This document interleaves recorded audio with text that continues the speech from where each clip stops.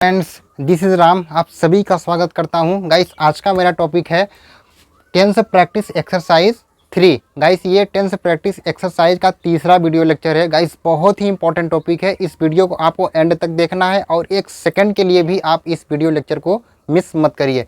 इसे शुरुआत करने से पहले मैं आपसे रिक्वेस्ट करता हूं कि आज जो भी इस चैनल पे नए हैं, कृपया इस चैनल को सब्सक्राइब करें और सब्सक्राइब के बगल जो घंटी का निशान है उसको जरूर दबाइए। इंग्लिश सीखने की एक भी वीडियो आपको मिस नहीं करनी है। Good luck guys. तो आइए देखते हैं। फ्रेंड्स, आपको ऑलरेडी पता हो गया कि टेंस क्या होते हैं। हमने सारा टेंस पढ़ लिया है। 12 टेंस होते हैं, हमने सब कुछ पढ़ लिया है। अगर आप पिछला वाला वीडियो लेक्चर नहीं देखे हैं टेंसेस का, तो मैं आपसे रिक्वेस्ट करता हूं कि आप उनको जरूर देखें, तभी ये वीडियो लेक्चर आपको समझ में आ पाएगा कि किस तरह से ये ट्रांसलेट किया जा रहा है। तो देखिए फ्रेंड्स, सबसे पहला सेंटेंस क्या है। सबसे पहला सेंटेंस देखिए, वो अपने सपनों को साकार करेगा।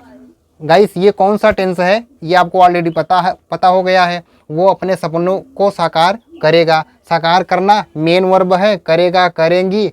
कौन सा टेंस है? फ्यूचर इंडेफिनिट टेंस है। आपको पता है कि हेल्पिंग वर्ब क्या यूज होती है। ज़्यादा बताने की जरूरत नहीं है, केवल हम प्रैक्टिस करेंगे। आपको पता हो गया है कि टेंस क्या होता है, टेंसेस की पहचान क्या होती है। अगर आपने नहीं देखा है तो मैं आपसे रिक्वेस्ट करता हूँ कि आप उस वीडियो लेक्चर को जरूर देखें, जितना हमने टेंस पढ़ाया है। देखिए, सबसे पहला सेंटेंस, वो अपने सपनों को साकार करेगा। करेगा, देखिए वह करेगा। वो यानी कि थर्ड पर्सन सिंगुलर सब्जेक्ट है। वो के लिए हम ही का प्रयोग करते हैं, ये आपको ऑलरेडी पता है।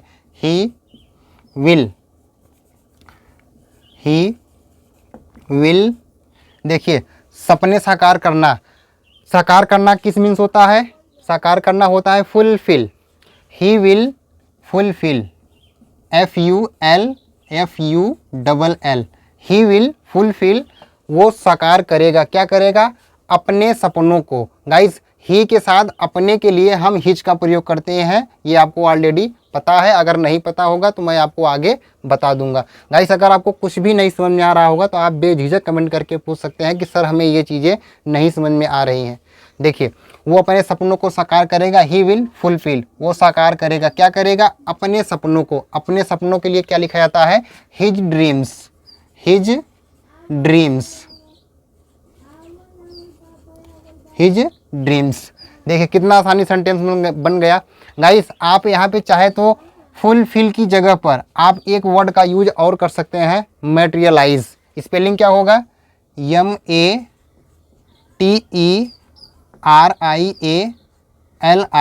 MATERIALIZE, मैटेरियलाइज। आप इसका भी प्रयोग कर सकते हैं। आप सेंटेंसेस को इस तरह से भी बोल सकते हैं। कैसे बोल सकते हैं?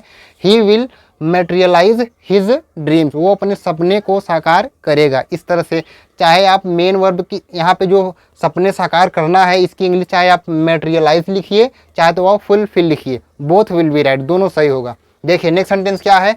मैं किसके बारे में सोचता हूँ। सोचता हूँ कौन सा टेंस है? प्रेजेंट इंडेफिनिट टेंस है। आपको पता है अफर्मेटिव सेंटेंस में यस या मेन वर्ब में यस या यस का प्रयोग किया जाता है। जब ये इंट्रोगेटिव सेंटेंस में होता है तब इसमें हम डू या डज का प्रयोग करने लग जाते हैं हेल्पिंग वर्ब के जरिए। देखिए, मैं किसके बारे में सोचता हूँ। सबसे पहले किसके बारे में, ये मैं आपको लिखवा चुका हूँ, ज़्यादा बताने की जरूरत नहीं है। अगर आपको याद होगा तो आप इसको बना पाएंगे। देखिए, किसके बारे में के लिए क्या लिखा जाता है? अबाउट हुम। अबाउट हुम, अबाउट हुम मैं सोचता हूँ। मैं सोचता हूँ, मैं एक फर्स्ट पर्सन सिंगुलर सब्जेक्ट है, यानी कि ये हमेशा प्लूरल ट्रीट किया जाता है, बहुवचन में ट्रीट किया जाता है। इसके साथ हेल्पिंग वर्ब क्या आएगी? डू आएगा। आपको ऑलरेडी पता है does third person singular subject के साथ आता है। अबाउट हुम डू आई, अबाउट हुम डू आई थिंक। सोचने को हम कहते हैं थिंक, फर्स्ट फॉर्म ही रहेगा, क्वेश्चन मार्क। अबाउट हुम डू आई थिंक, मैं किसके बारे में सोचता हूँ। देखिए नेक्स्ट सेंटेंस क्या है? मैं और तुम किसके साथ खेल रहे थे। फ्रेंड्स, किसके साथ, ये क्या है? ये भी एक WH फैमिली मेंबर है, यानी कि इंट्रोगेटिव सेंटेंस है। सबसे पहले किसके साथ की इंग्लिश लिखी जाएगी। देखिए, और टेंस कौन सा है ये आप पहचान रहे होंगे। खेल रहे थे, रहा था, रही थी, रहे थे, रहा था। ये कौन सा टेंस है? ये है पास्ट कंटिन्यूअस टेंस। ये आपको ऑलरेडी पता है। इसमें हेल्पिंग वर्ब क्या यूज होती है? वाज या वर। आपको ये भी पता है कि किसके साथ वाज का प्रयोग, किसके साथ वर का प्रयोग किया जाता है। मैं और तुम किसके साथ खेल रहे थे। सबसे पहले आप इसकी इंग्लिश लिखिए। किसके साथ की इंग्लिश क्या होती है? With whom. With whom, with whom, उसके बाद मैं और तुम, इसके हिसाब से हम हेल्पिंग वर्ब लगाएंगे। मैं और तुम ये कौन सा सब्जेक्ट है, ये एक कौन सा सब्जेक्ट है, ये प्लूरल सब्जेक्ट है। प्लूरल, प्लूरल यानी कि बहुवचन है, तो इसके साथ वर का यूज किया जाएगा। थर्ड पर्सन सिंगुलर सब्जेक्ट के साथ वास का यूज किया जाता है, यहाँ पे वर का यूज किया जाएगा। क्यों किया जाएगा, क्योंकि यहाँ पे जो सब्जेक्ट मेरा है मैं और तुम, ये दो लोग हैं, इसलिए ये प्लूरल सब्जेक्ट है। इसके हिसाब से यहाँ पर क्या आएगा, हेल्पिंग वर्ब वर आएगा। With whom were, with whom वर, अब उसके बाद क्या आएगा, मैं और तुम। With whom were I and you, I and you playing, ING form main verb में playing. With whom were I and you playing, हम किसके साथ, मैं और तुम किसके साथ खेल रहे थे। इस तरह से देखिए कितना आसानी से बन जा रहा है सेंटेंस। फ्रेंड्स मैं आपसे बार बार कह रहा हूँ कि अगर आपको कोई भी चीज़ नहीं समझ में आ रही है तो आप कमेंट करके पूछिए कि सर हमें ये चीज़ें नहीं समझ में आ रही है, या तो आपको सब्जेक्ट नहीं समझ में आ रहा होगा तो कोई प्रॉब्लम नहीं, आप पूछिए। जब आप पूछेंगे तभी तो आपको पता चलेगा, या तो हमें पता चलेगा कि आपको क्या नहीं आ रहा है। उस हिसाब से मैं आपके लिए एक एक टॉपिक कवर करूंगा जो चीज़ नहीं आ रहा है। देखिए नेक्स्ट सेंटेंस क्या है, मेरा दोस्त कौन सी कार चला रहा था। चला रहा था, ये भी कंटिन्यूअस टेंस है, पास्ट कंटिन्यूअस टेंस है। कौन सी कार, ये इंट्रोगेटिव सेंटेंस है। आपको पता है कि कौन सा या कौन सी की इंग्लिश क्या होती है, विच होती है। और हमेशा विच के साथ जिसके बारे में बात किया जाता है, जिस नाउन के बारे में बात किया जाता है, वो हमेशा लग करके आता है। ये आपको ये भी पता है। विच कार, कौन सी कार, सबसे पहले आप लिखिए विच, विच कार, विच कार मेरा दोस्त। अब यहाँ पे रहा था रही थी है, तो सब्जेक्ट हेल्पिंग वर्ब पे क्या आएगा, मेरा दोस्त क्या है, मेरा दोस्त एक सिंगुलर सब्जेक्ट है, सिंगुलर है। इसके साथ हमेशा हेल्पिंग वर्ब क्या आती है, वाज का यूज किया जाता है। Which car was my friend, my friend driving. Friends driving यहाँ पे लिख दे रहा हूँ, क्वेश्चन मार्क। देखिए which car was my friend driving, मेरा दोस्त कौन सी कार चला रहा था। इस तरह से कौन सा या कौन सी के लिए हमेशा विच का यूज किया जाता है। और इसके साथ आपको ये याद रखना है, इसके साथ हमेशा जिसके बारे में बात होती है वो लग करके आता है, ये आपको ध्यान में रखना है। देखिए नेक्स्ट सेंटेंस क्या है, उसने उस आदमी को जान से मार दिया।